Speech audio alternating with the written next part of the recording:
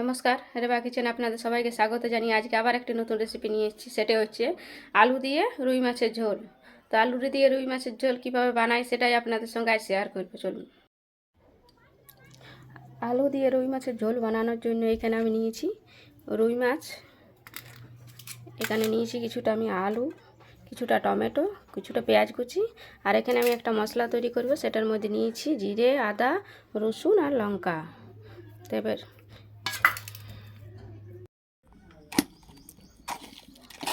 প্রথমে মাছগুলোর মধ্যে আমি একটু নুন আর একটু হলুদ এটাকে ভালোভাবে মাখিয়ে নেব।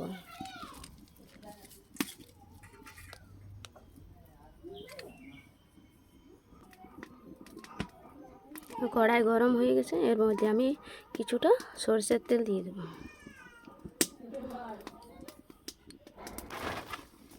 তেলটা গরম হয়ে গেছে, এবার এর মধ্যে মাছগুলো ছেড়ে দেব।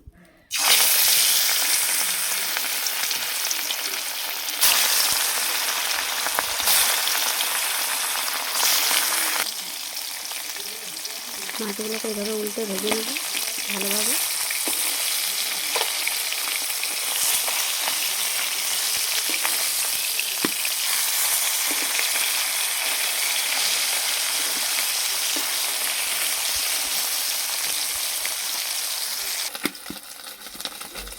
এই দেখুন মাছগুলো ভাজা হয়ে গেছে। এবারে তেলের মধ্যে আমি আলুগুলো দিয়ে দেবো। এবার আলুগুলো ভেজে নেব।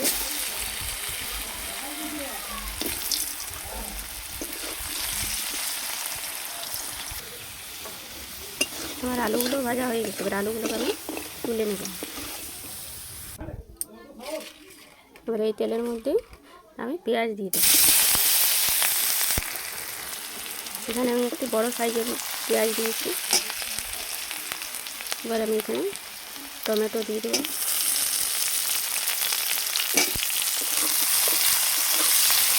আমার এখানে টমেটোগুলো ছোটো ছোটো ছিল, তাই 3টে দিয়েছিলাম। আপনার বড় থাকলে একটাও দিতে পারেন।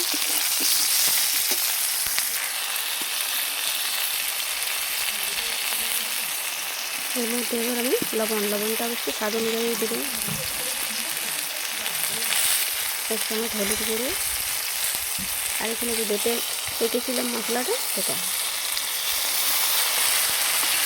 দিয়ে ভালোভাবে মশলাটাকে কষিয়ে নেব। মশলাটা ভালোভাবে কষানো হয়ে গেছে। এরপরে এর মধ্যে আমি 1 চামচ কাশ্মীরি লঙ্কার গুঁড়ো দিয়ে ভালো করে মিশিয়ে নেব।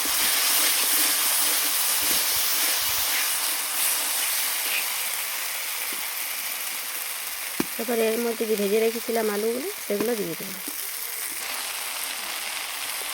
আলুটা দিয়ে পরে ভালোভাবে মিক্স করা হয়ে গেছে, মশলা কষানো হয়ে গেছে। এবার এখানে আমি জল দিয়ে দিই।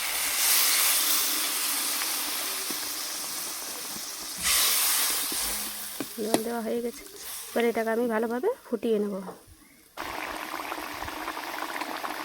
ঝোলটা কিন্তু ফুটে গেছে। এবার এর মধ্যে আমি মাছগুলো দিয়ে দেবো।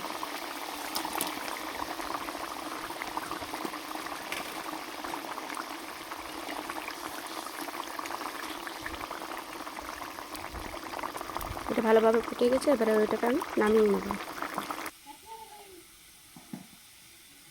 দেখুন এভাবে আলু দিয়ে রুই মাছের ঝোল তৈরি হয়ে গেছে। এভাবে বাড়িতে বানিয়ে খাবেন, অবশ্যই ভালো লাগবে। আর ভালো লাগলে অবশ্যই একটা লাইক, কমেন্ট এবং শেয়ার করবেন। আর যারা ফেসবুক থেকে দেখছেন তারা পেজটিকে অবশ্যই ফলো করবেন।